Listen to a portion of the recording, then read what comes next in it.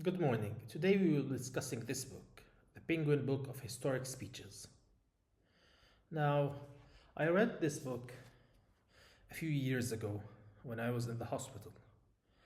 I wanted to read something fiction, something for fun, just a storybook. But all I had was this book by Brian MacArthur. So that's what I had to roll with. Okay, so let's start. This book goes through history, um, one speech at a time. From ancient times, Greek authors uh, and speeches from ancient Greece, and including speeches from the Prophet Muhammad and the Prophet Moses as well. This shows dedication and a long reading list of speeches to go through that can enrich your experience and teach you not only how to speak, but as well how to command presence and use words wisely in order to captivate your audience. So, let's start. The first speech is Thou Shalt Not by Moses in ancient times. And the last one in this section is the one by Muhammad. Turn thy face towards the sacred mosque, here, as you can see. Secondly, we now move on to speeches by kings and queens, like Queen Elizabeth I, to be a king, and I have the stomach of a king. That's especially an important one. And secondly, we have speeches by William the Conqueror, the one who conquered England as a Norman. This is one that's difficult to read for me.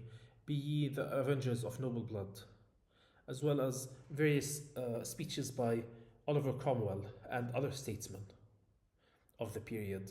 These speeches are by kings and queens. Now, furthermore, here we start speeches at the birth of the United States by George Washington, as well as Alexander Hamilton, The Thing is a Dream, as well as Benjamin Franklin. And we move on to the American Civil War and other speeches by Thomas Jefferson, as well as Frederick Douglass. And these speeches all show a wide range of vocabulary, as well as a wide range of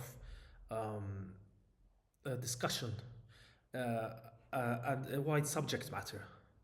And these speeches are more than just a wide variety, these are deep and enriching to read that can improve your own speech as well.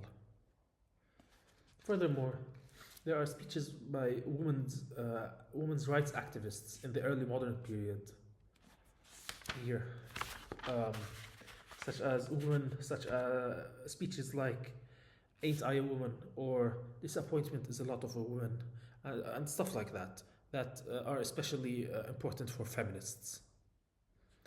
So this section shows that women's rights as well has a place in the world, and that these speeches can empower women as well as men potentially.